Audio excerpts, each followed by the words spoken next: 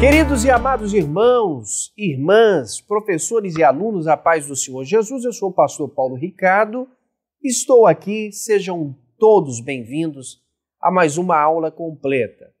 Neste vídeo falaremos sobre a revista Betel Dominical do primeiro trimestre de 2024, cujo tema é Família, um projeto de Deus, moldando lares estruturados, saudáveis e estabelecendo um legado de valores segundo a Bíblia Sagrada. Nosso querido comentarista é o pastor Valdir Alves de Oliveira, pastor da Catedral das Assembleias de Deus, ali da Baleia, no Distrito Federal, secretário executivo da Conemad, em torno, economista pós-graduado em administração pela Faculdade Getúlio Vargas, no DF, bacharel em teologia, escritor, membro da Academia Evangélica de Letras do Distrito Federal, conferencista na área de famílias e casais. Esse é o currículo extenso do nosso querido pastor Valdir Alves. Hoje vamos falar sobre a lição de número 12. Será lecionada e ministrada dia 24 de março de 2024. Essa é a penúltima lição e falaremos sobre o verdadeiro sentido de dois serem um. Para darmos início a esta aula mais do que especial, vamos ler o texto áureo juntos. Se você puder, abra aí a sua Bíblia em Gênesis capítulo 2, versículo de número 24. Nos diz assim: portanto, deixará o varão, seu pai e sua mãe, e apegar-se-á à sua mulher, e serão ambos uma só carne. Gênesis capítulo 2, versículo de número 24. A verdade aplicada.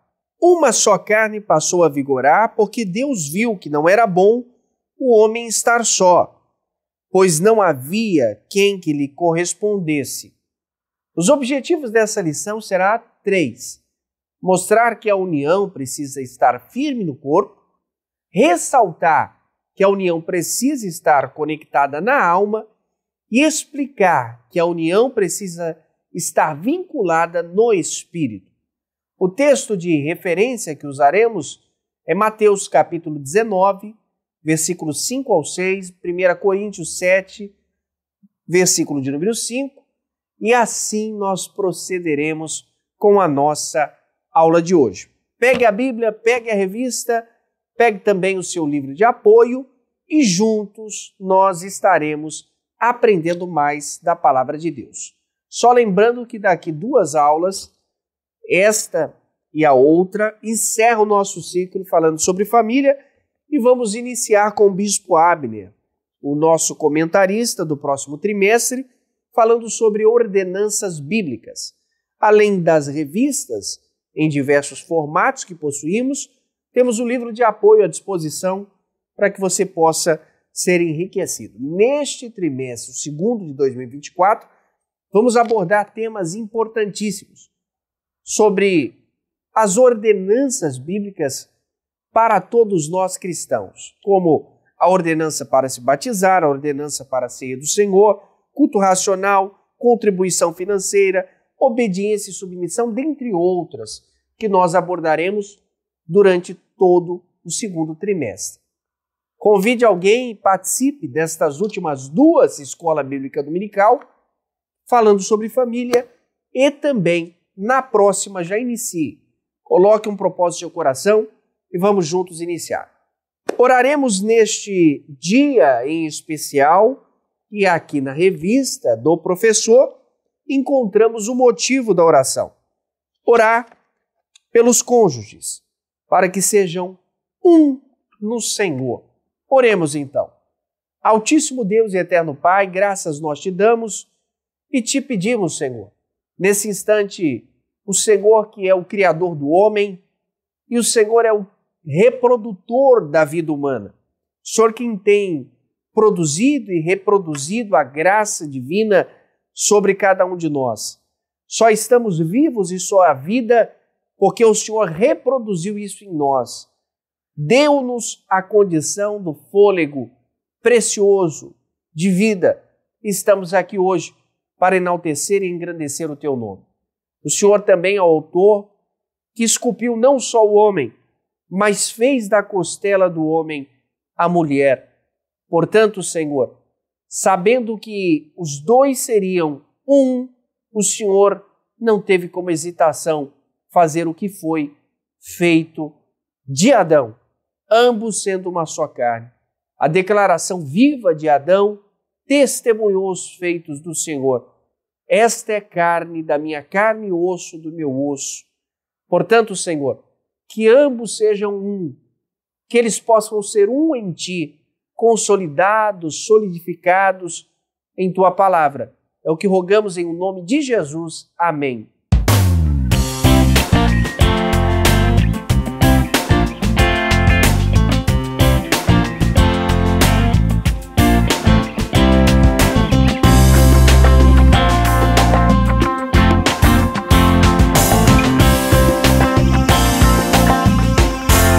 Queridos e amados irmãos, serem dois uma só carne sempre foi um atributo e uma discussão que coube má interpretação. O verdadeiro amor envolve corpo, alma e espírito, e essa é uma verdade, onde os dois se fundem em um. Não mais espaço para o individualismo, não mais há espaço para o egoísmo, egocentrismo e entre outras coisas mais. Para isso, vamos abordar o primeiro tópico, convidando o pastor Marcos Santana a falar e comentar conosco aquilo que o autor desta lição nos traz. A união precisa estar no corpo. É a primeira das lições de hoje. A paz do Senhor, pastor Paulo, pastor William, nossos irmãos. Inicio a contribuição mencionando o texto áureo da lição de hoje. O texto áureo dessa lição revela os princípios estabelecidos por Deus quanto ao casamento. Biblicamente, casamento precisa estar com essas características, esses aspectos: hétero, monogâmico, indissolúvel. Sobre este versículo, Thomas Adams, ele menciona: assim como pela criação, Deus de um fez dois, pelo casamento, ele de dois fez um. Apegar-se. Eu consultei o dicionário Vini e lá nós podemos encontrar estes significados e ideias deste termo: grudar-se, colar, aderir. Transmite também a ideia de lealdade, ou seja, a obrigação do esposo para com sua esposa tem precedência sobre outras prioridades. Interessante também que a expressão unir, esse termo unir, é a mesma linguagem do compromisso pactual. Une todos os aspectos da vida de duas pessoas. Tópico 1. A união precisa estar no corpo. Conforme os subtópicos desse tópico, nós temos aqui o ato sexual, o cuidado mútuo e unidade e cooperação. Em relação ao ato sexual, eu compartilho com os irmãos estas reflexões para ajudá-los no estudo e na preparação da aula. Primeiro, nós vemos que antes da entrada do pecado já há menção quanto à prática sexual. E esse texto fala: apegar-se-á e serão ambos uma só carne. Segunda reflexão, nós vemos que a prática sexual ela não foi estabelecida para ser uma união acidental, uma união precipitada. É interessante, a ideia que passa o texto bíblico é de algo que foi previamente planejado. São expressões que indicam que faz parte de um processo, ou seja, deixar para se unir. Isso aponta para um momento no qual a pessoa ela está em condições de assumir o compromisso. Terceira reflexão: a prática sexual não envolve somente a união sexual, mas abrange todas as dimensões da pessoa. Vide o alerta bíblico que nós encontramos em 1 Coríntios, capítulo 6, versículo 16 e versículos 18 a 20. E quarta reflexão sobre o tópico 1. Há uma exortação no livro de Levítico que eu considero bastante pertinente quanto a esse assunto, porque o princípio que nós encontramos nesse texto de Levítico, ele permanece. Levítico capítulo 20, versículo 23.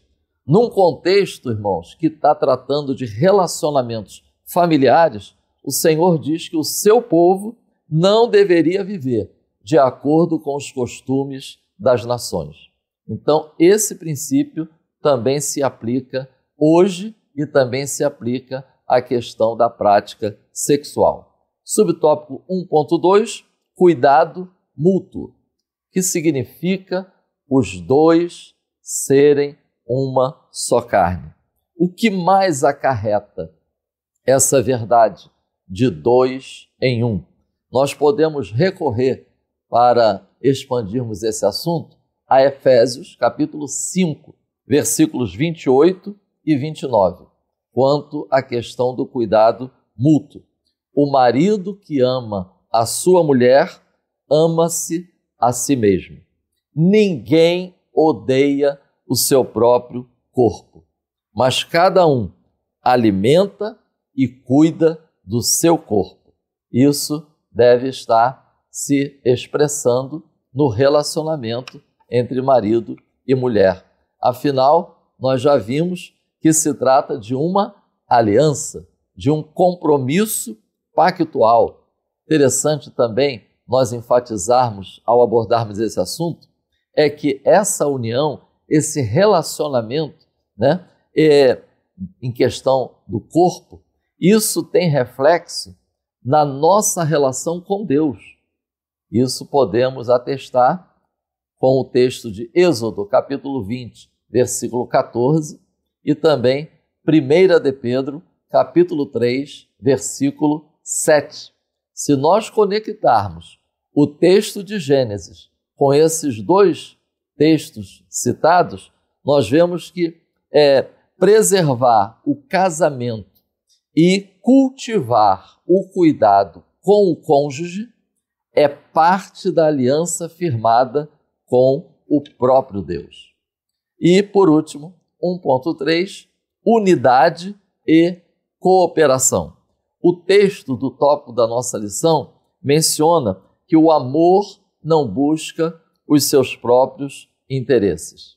Uma só carne aponta para unidade e cooperação. Então, não há lugar para um viver egoísta e independente.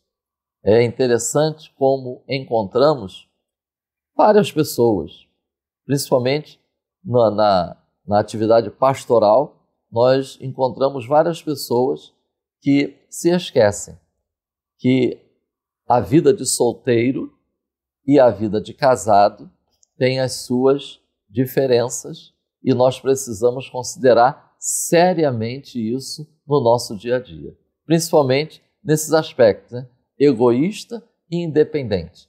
Vida de casado requer unidade e cooperação e não competição. Não podemos encerrar, eu não posso encerrar essa contribuição sem mencionar que o próprio Senhor Jesus Cristo, ele citou essa passagem de Gênesis, quando questionado sobre o divórcio. E aí nós podemos deduzir e extrair essa lição. A entrada do pecado não anula o princípio estabelecido por Deus. Tanto é verdade que Jesus Cristo, para tratar do divórcio, ele menciona esse texto que nós estamos estudando nesse tópico, principalmente o tópico 1. Que o Espírito Santo Ele nos esclareça, que o Espírito Santo capacite e desperte cada casal do povo de Deus, para que tenhamos um relacionamento adequado, edificante, que agrade a Deus, para a edificação da igreja e a glória de Deus. Amém. Querido pastor Marcos Santana, muito obrigado pela sua ímpar participação aqui, única sempre. E o senhor nos ensinou que a unidade física mostra como é estreito o relacionamento conjugal. Vamos então ao tópico de número 2, pastor William Barros, abordando a questão da união precisa estar na alma. A paz do Senhor, pastor Paulo Ricardo, pastor Marcos Santana e a todos vocês, meus irmãos, que estão conosco aqui para mais essa aula Betel. Nós vamos estudar na aula de hoje, a aula de número 12, mais uma vez falando sobre a vida do casal, um verdadeiro sentido de serem dois em um. Nessa aula a gente acaba trazendo coisas que são fundamentais na nossa doutrina bíblica, sobre, por exemplo, a tricotomia humana, corpo, alma e espírito. É interessante, ter um cientista cristão chamado Adalto Lourenço, ele tem até livros nessa área, e ele diz uma coisa muito interessante. Diz que tudo no universo tem a assinatura do Deus Trino, ou Triuno, Pai, Filho e Espírito Santo. Tudo no universo é 3 em 1. O tempo, passado, presente e futuro, 3 em 1. A música, melodia, ritmo e harmonia, 3 em 1. O átomo, prótons, nêutrons e elétrons, 3 em 1. O homem, corpo, alma e espírito, 3 em 1. E é por isso que o tabernáculo, quando foi feito no deserto, por ordem de Deus a Moisés, tinha 3 divisões, pátio, santo e santíssimo, 3 em 1. Porque o pátio é Deus tratando o corpo, santo é Deus tratando alma, santíssimo é Deus tratando espírito. O desejo de Deus é que o ser humano seja plenamente tratado, corpo, alma e espírito. São tocados pela salvação, no momento da conversão, nós somos regenerados, santificados e justificados por Deus, nossa alma e nosso espírito são transformados. No momento do arrebatamento da igreja, a última parte dessa tricotomia, o corpo é transformado. E nós encontraremos com Jesus nos ares.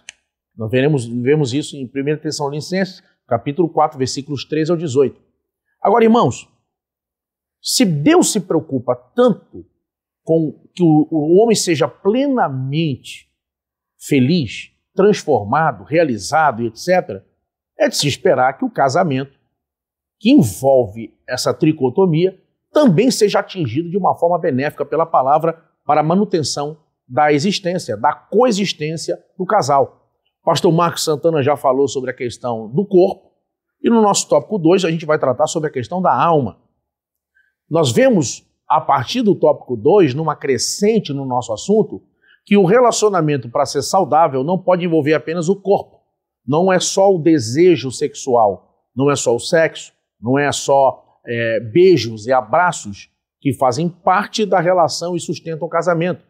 Nós vemos que a união também envolve alma, pensamento, sentimentos, a cumplicidade, sabe?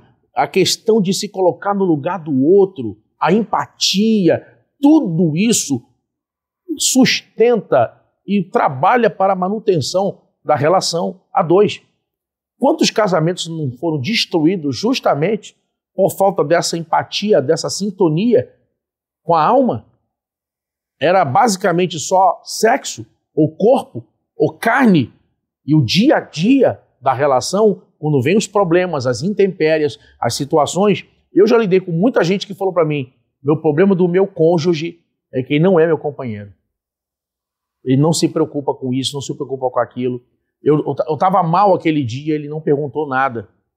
Eu estava muito triste, eu cheguei arrasada.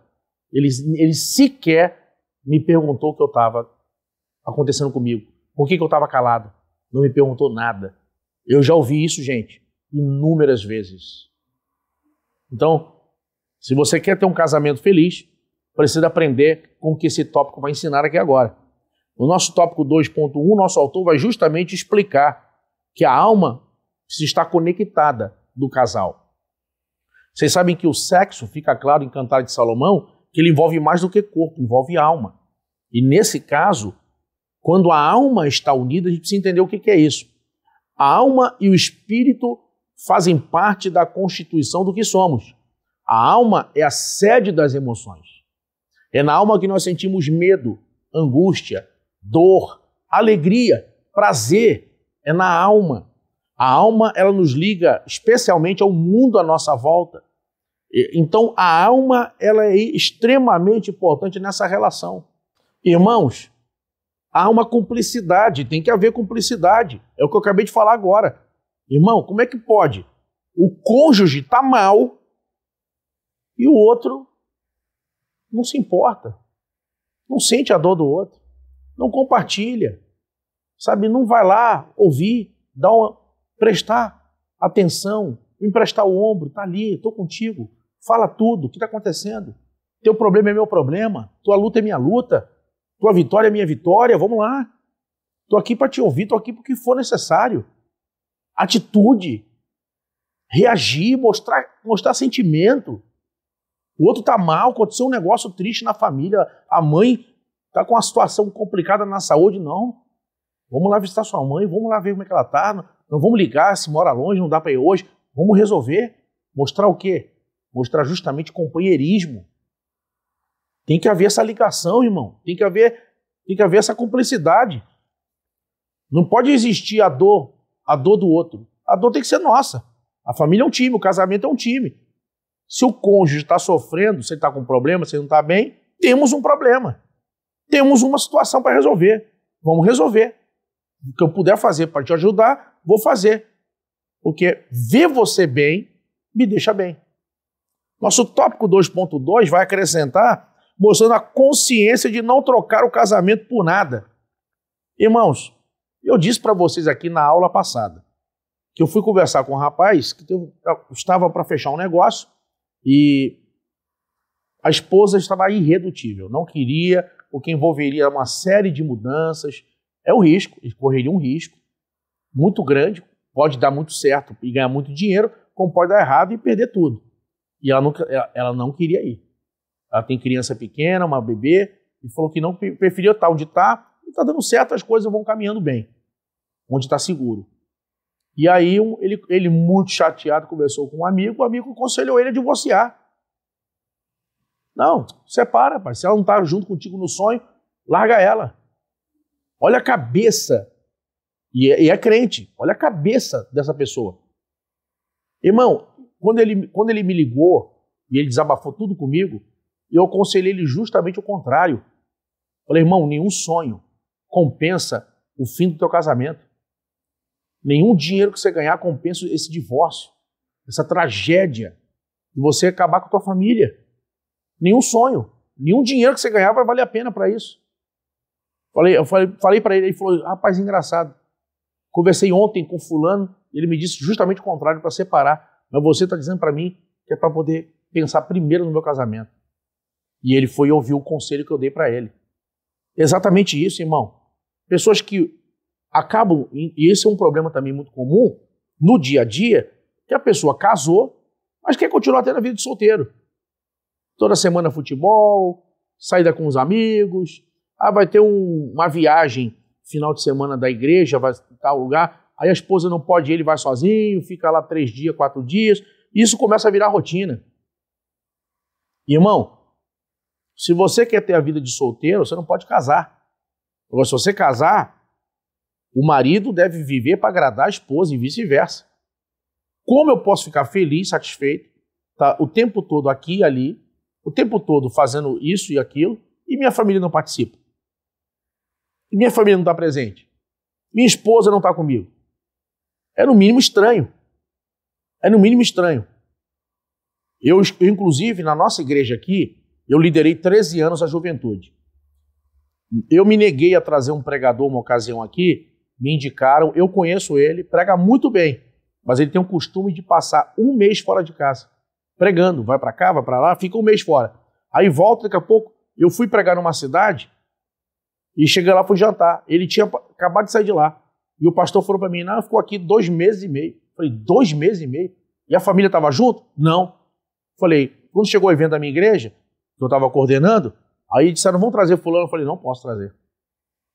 Não tem perfil de família. Bem que eu vou trazer uma pessoa que é casada, tem 3 filhos e fica 2 meses e meio fora de casa, viajando, pregando, depois volta, fica 1 mês. Não dá. Esse tipo de pessoa não posso. É um péssimo exemplo para a garotada. Falei, não vou trazer. Como não levei. Então, irmãos, deve haver a consciência de não trocar o casamento por nada. E terceiro lugar, aqui para a gente poder finalizar esse ponto, o tópico 2.3 vai mostrar sobre o entendimento de que a reconciliação conjugal é possível. Irmão, lá fora tem uma frase que eles usam muito para dizer que é o seguinte: o casamento é um cristal, quebrou já era. É a frase que a gente ouve muito, entre aspas. O casamento é um cristal, quebrou já era. Mas essa frase não está na Bíblia. O casamento não é um cristal, o casamento é um projeto de Deus. O casamento e a família são projetos divinos para a sua vida, para a sua felicidade, para a manutenção da sua saúde física, emocional, psicológica, espiritual. A família existe para que você seja feliz. O casamento existe para que você seja feliz. Quando Deus criou o homem, Deus pegou do pó da terra, fez Adão. Do Adão, de um, pegou a costela, fez 2. Ou seja, na criação, Deus pega 1 e faz 2. Quer dizer, o casamento é o caminho contrário dessa... É um milagre no caminho contrário. No casamento, Deus pega 2 e junta para fazer 1. Uma só carne. Então, irmão, lute pelo seu casamento. Lute pelo que Deus te deu. Não jogue na lata do lixo. Quem sabe Deus está falando para alguém aí, anos de casamento. Quem sabe alguém que, pastor, já fiz tudo que eu pude, eu estou desgastado, já não acredito mais em mudança. Deus pode restaurar seu casamento.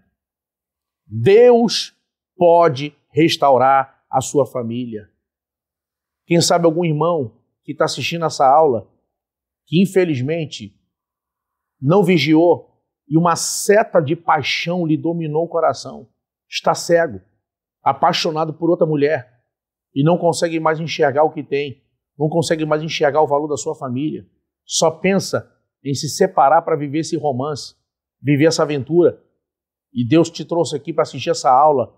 Não saia, não caia mais fundo do que já caiu. Não entre nesse laço.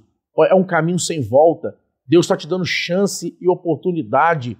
Se você está mal, se você está preso a esse laço de paixão, procura agora mesmo alguém que você confia, alguém espiritual. Procura seu pastor. Conversa, abre o coração. Vença esse laço, essa situação. Essa página na tua vida vai virar. Você vai cantar o hino da vitória. Você vai ver que quando isso acabar, você vai olhar para trás e vai dizer, meu Deus, como eu estava pronto para abrir mão de tudo para cair nessa bandeja do inimigo. Então, ouça a voz de Deus. Quem sabe ainda dá tempo. Não é tarde demais. Escuta a voz de Deus. Deus tem um projeto para a sua vida. Sua família é um projeto de Deus. Sua casa, seus filhos precisam de você. Ore a Deus. Clame a Deus. Busque a Deus. Converse com a sua esposa. Volte a conversar com seu marido. Tente se entrosar, sair junto, rir, conversar. Mas não deixa que a tua família seja destruída. Que Deus abençoe você e que você possa fazer a melhor escolha. Deus te abençoe. Pastor William Barros nos ensinou que casamento saudável deve haver unidade no corpo, na alma e no espírito. Queridos irmãos, vamos ao tópico de número 3, onde abordaremos a união precisa estar no espírito. Unidade espiritual, o espírito, busca o sentido para a vida, e isso pode ser construído dentro do próprio casamento e no relacionamento com Deus. É necessário, constantemente, o ser humano que decide viver a 2, cumprir exatamente o que as Sagradas Escrituras nos traz, tendo a necessidade de andar juntos no mesmo entendimento e, se houver a possibilidade, sempre no mesmo caminho, na mesma fé. É por isso que o período do namoro se torna algo vital, imprescindível, para conhecer não as virtudes do corpo, mas do caráter, procedendo então com a promessa, que é o noivado, e vindo então a concretizar-se no casamento. É óbvio que algumas verdades tornam-se cada vez mais obscuras no relacionamento compartilhado no namoro. Essas realidades acabam vindo à tona no casamento e, nesta hora, as pessoas não sabem como administrar. Por isso é necessário ter um único espírito, estar no espírito, esta união. Conectados em Deus, conectados nos mesmos propósitos. O 3.1 nos diz: precisam estar conectados no espírito. O casamento ele é completo. É uma construção entre os cônjuges que estão unidos não só no corpo, mas também na alma e no espírito. Ligados nas suas emoções, nos seus sentimentos. Ligados, os dois exercem a mesma fé. Buscam, adoram juntos, servem a Deus. Tudo isso promovendo através de um mesmo propósito, o mesmo espírito. E Deus passa a estar presente na vida do casal. Esta influência positiva eleva não só a presença dos corpos para apresentarem louvores a Deus, mas influencia toda uma casa, uma família. Por isso se torna vital que o homem entenda a importância de sermos ambos uma só carne e um só espírito também. 3.2 nos ensinará que o que Deus uniu não separe o homem. Essa expressão que tamanhamente ouvimos, sempre ouvimos, corriqueiramente, é uma expressão que acaba sendo o norte de muitos casais. E quando nós vemos um abalo sísmico na vida dos casais, esse abalo emocional, abalo às vezes que provoca uma ruptura, nós dizemos: meu Deus, mas o que Deus uniu não separe o homem. Onde é que está a união de Deus? Veja, o critério sobre o casamento, a união de Deus sobre o casamento, depende também, como uma sociedade, que os dois tenham um coração mais voltado à compreensão, ao perdão, não ser tão duro. O 3.2 nos adverte: o que Deus uniu não separe o homem. Essa frase nós ouvimos sempre, uma frase muito comum dita, e principalmente quando há um abalo nos casais. E a ruptura, a gente sempre indaga: meu Deus, mas o que Deus uniu não separe o homem? É óbvio que existe uma participação de Deus sempre. Se Ele é o centro, Deus se torna participante do casamento, Deus é convidado pelos casais a fazer parte constante. Mas o sucesso do casamento não só depende de Deus. Depende da associação do homem para com Deus e de Deus para com o homem. O que se separam é por conta da dureza do coração. Às vezes alguma falta de compreensão, de perdão, não saber lidar com certas situações, é óbvio. Tem situações que são duras de serem vivenciadas, superadas. E a cada caso sempre há um caso. Mas a ordenança bíblica é que não se separe até que a morte chegue. Antes disso, há uma decisão arbitrada pelo indivíduo, uma decisão humana, de livre-arbítrio. Os cônjuges, dentro da Bíblia, não há liberdade bíblica para fazê-la. É pela dureza do coração, como não consegue haver um saneamento, a separação se tornou, nesse aspecto regimental, visto a necessidade da carta do divórcio, dita por Moisés, e depois apregoada, ensinada mais veementemente por Cristo. Por que Moisés dava a carta de divórcio? Cristo vai dizer: é por conta da dureza de coração, a ausência de liberação de perdão. Lembrando que não somos a favor, em nenhuma hipótese, da separação. Há casamentos que já foram dilacerados, mas milagrosamente por Deus ressuscitados. Casamentos que estavam à beira de um precipício e foram restaurados. Nós sabemos que se você estiver enfrentando isso, só existe uma coisa que pode restaurar. É o Senhor, aquele que estava nas bodas de Caná, onde o casamento estava para dar errado, mas o Senhor torna aquele casamento completamente mudado através da sua presença ali. Se o teu casamento não estiver bem, convide Cristo para estar junto com você. O 3.3 nos adverte sobre a presença de Deus enche o Espírito. A presença de Deus enche o Espírito. E aqui o Espírito com letra minúscula é o Espírito do homem, que torna o casamento do cristão diferente dos demais que nós vemos na sociedade, é a presença de Deus. Mas Deus se faz presente quando há uma espécie de temor, de obediência à sua palavra, os valores apregoados por ele.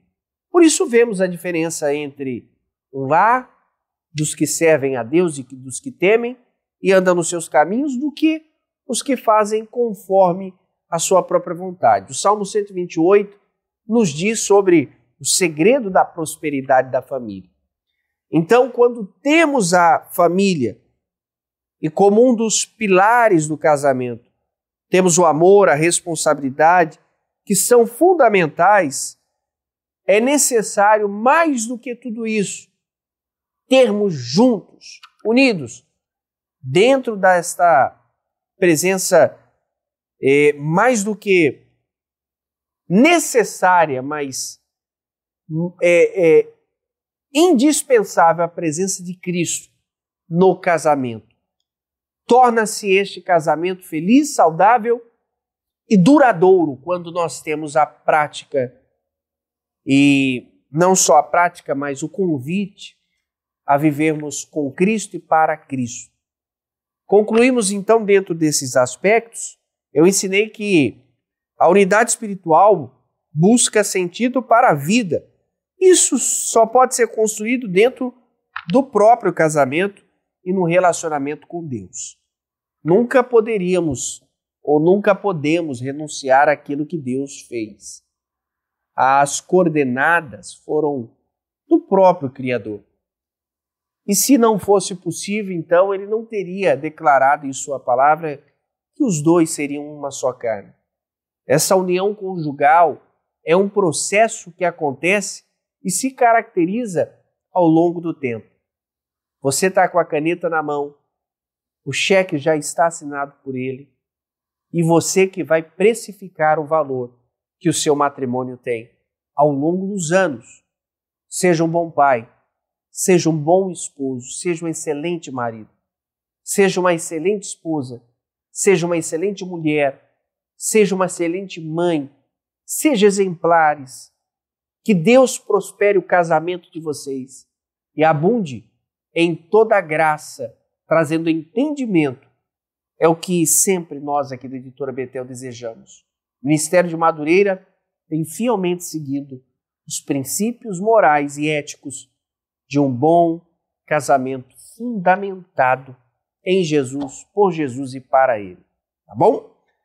Vamos orar.